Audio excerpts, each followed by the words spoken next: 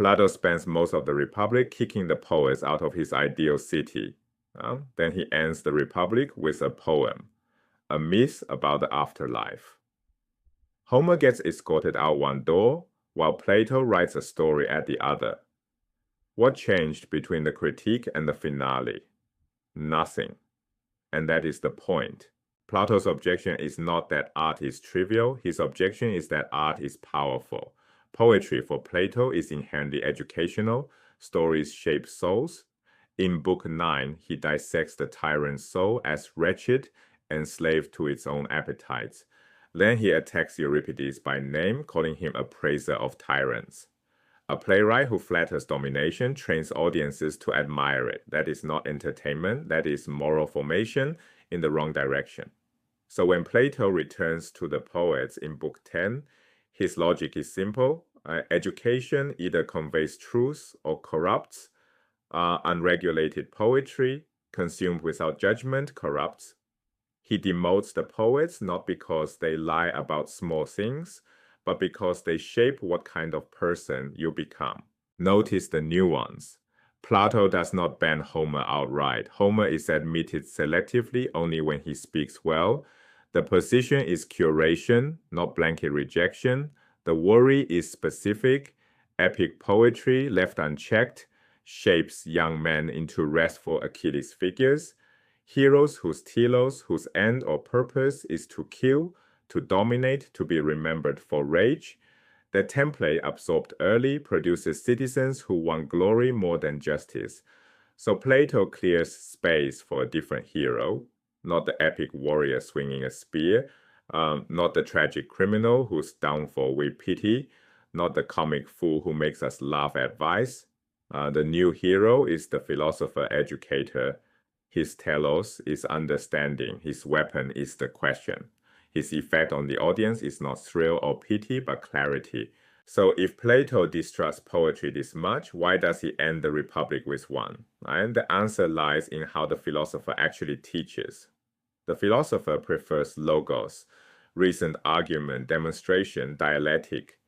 The divided line, the long ladder from image to idea, is pure logos. But logos is hard.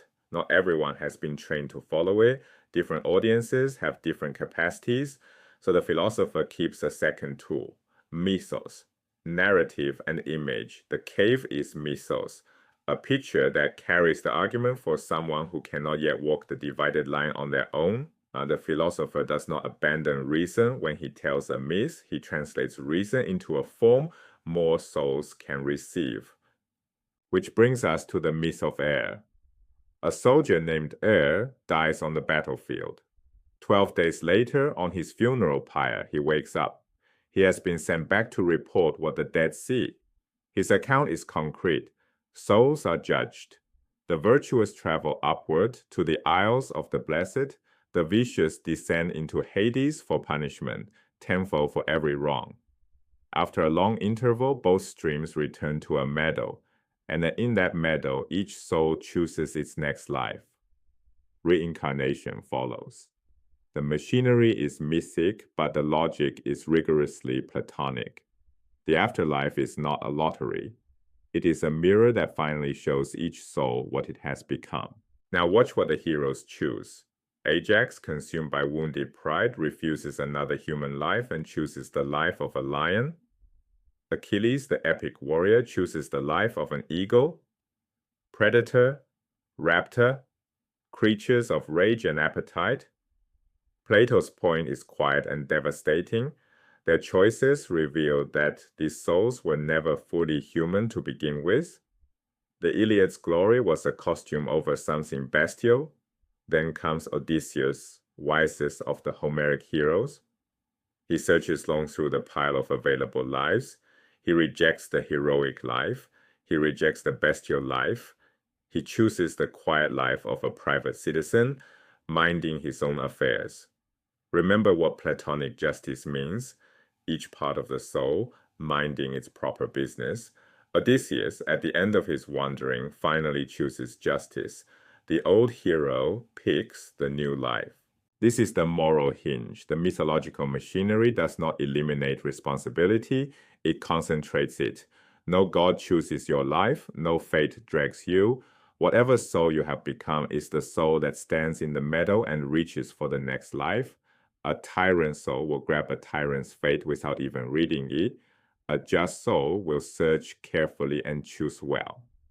Your choice in that middle is simply the sum of every smaller choice you made while alive, which means the central instruction of the entire Republic lands here, through image rather than argument. Order the soul from within. The external world's chaos is not your burden. Your internal order is the only thing the afterlife will ask about. The myth of is not decoration tacked onto a finished argument. It is the Republic's childproof cap.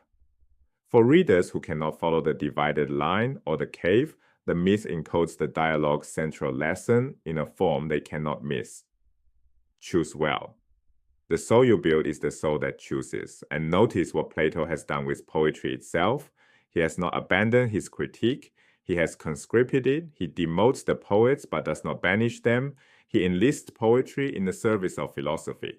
Mythos now serves logos. The story is finally doing what Homer's stories, left alone, could not. The Republic began with old Cephalus worrying about divine retribution and quietly leaving the conversation. It ends with showing that the only judgment worth fearing is the soul meeting itself. The arc is one long argument for ordering the soul from within, and the hero who completes that arc is not Achilles, not Ajax, not even Odysseus, as Homer drew him. The hero is the thinker who can reason carefully and, when reason runs out, tell a better story.